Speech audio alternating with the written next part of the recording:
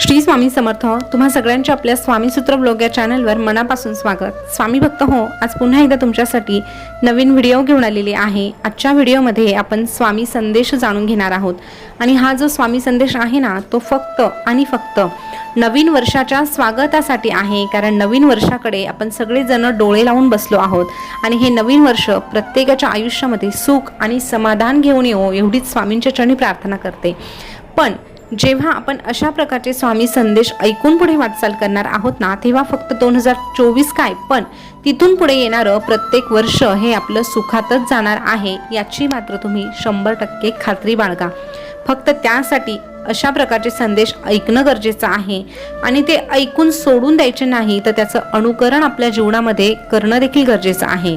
एक गोष्ट कायम लक्षात ठेवायची, जेव्हा आपण पुढच्या दिशेने वाटचाल करतो ना, तेव्हा सारखं मागे वळून पाहायचं नाही.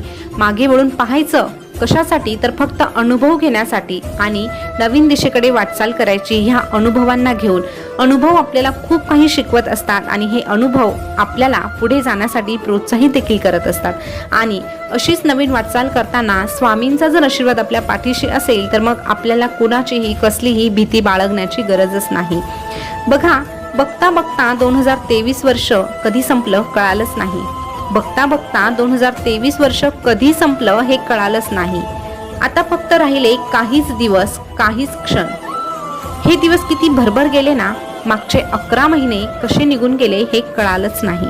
पण खरंच हे वर्ष खूप काही शिकवून गेलं. बघा, प्रत्येक नवीन वर्ष येतं तेव्हा जेव्हा आपण मागच्या वर्षाकडे बघतो, मागच्या महिन्यांकडे बघतो, तेव्हा प्रत्येक वर्षी आपल्याला असंच वाटतं की हे महिने किती भराभर निघून गेले. आणि ही अवस्था आपली आत्ताची नाही, तर वर्षानुवर्षे आपण असाच विचार करत आहोत. आणि जेव्हा आपल्या हातातून काही निसटतं ना, तेव्हा आपल्याला त्याची किंमत कळते. असंच आपलं आयुष्य आहे. एक दिवस आपल्या आयुष्याचा शेवट होईल ना, तेव्हा आपल्याला कळेल की अरे, आपण तर जगायचंच विसरलो. त्यामुळे देवाने हे सुंदर आयुष्य दिलं आहे ते जगण्यासाठी, आणि ते आनंदाने कसं घालवायचं हे आपल्याला स्वामी शिकवणार आहे. नक्कीच अशा प्रकारचे स्वामी संदेश नेहमीच आपल्याला जगण्यासाठी प्रोत्साहित करत असतात. बघा, हे 2023 निघून गेलं, परंतु ते खूप काही आपल्याला शिकवून गेलं. नाती कशी क्षणात जुळतात आणि लोक कशी क्षणात बदलतात. अनुभव सगळे देऊन गेलं, कोण आपलं आणि कोण परकं हे सगळंच दाखवून गेलं. 2023 वर्षाच्या सुरुवातीला आजूबाजूला असणारी लोकांची गर्दी हळूहळू कमी होत गेली आणि वर्षाच्या शेवटी मात्र आपल्यासाठी फक्त आपणच राहिलो. असो, आता 2024 मध्ये हे माझं आणि ते माझं अशा कोणत्याही खोट्या भ्रमात जगायचं नाही. हे माझं आणि ते माझं अशा कुठल्याही खोट्या भ्रमात जगायचं नाही.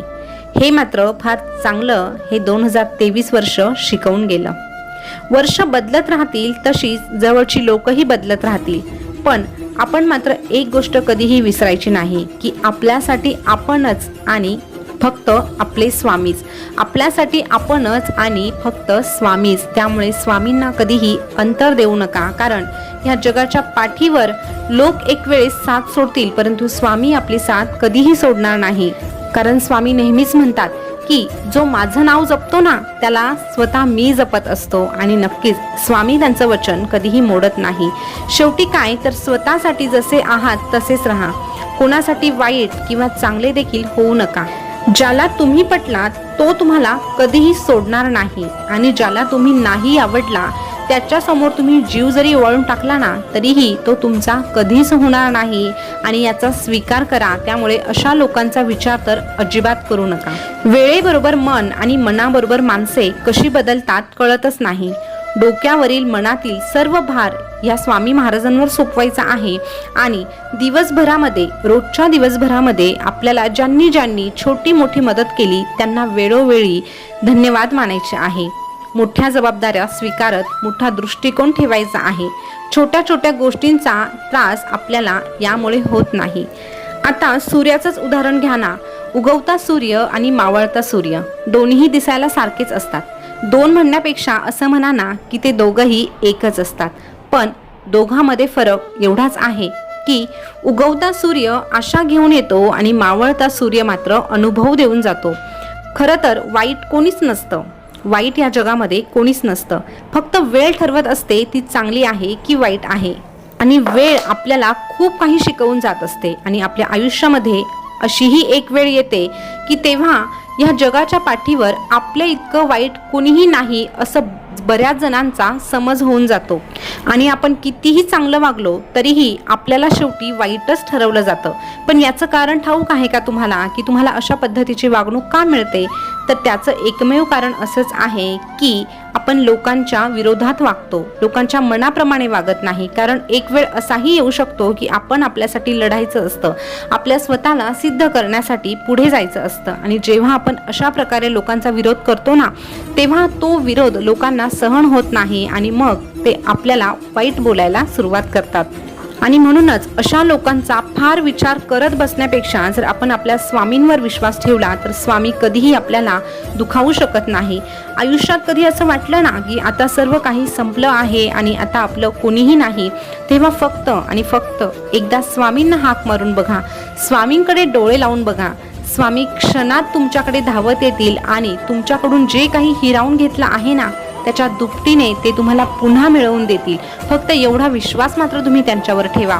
नक्कीच स्वामी आहे आणि स्वामी या सगळ्या जगाचे पालनकर्ता आहे, तारणहर्ता आहे.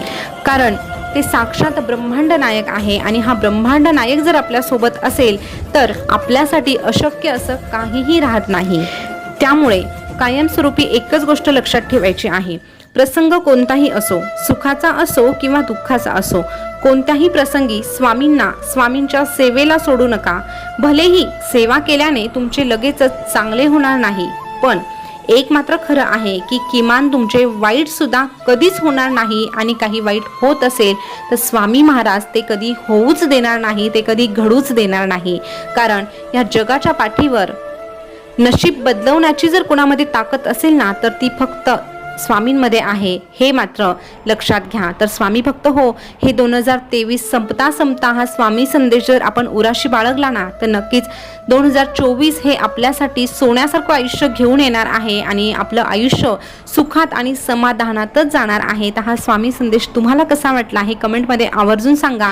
आणि स्वामींनी सांगितलेला हा अनमोल संदेश तुमच्या मित्र परिवारापर्यंत देखील पोहोचवा, जेणेकरून त्यांना देखील जगण्यासाठी एक प्रकारची उभारी मिळेल.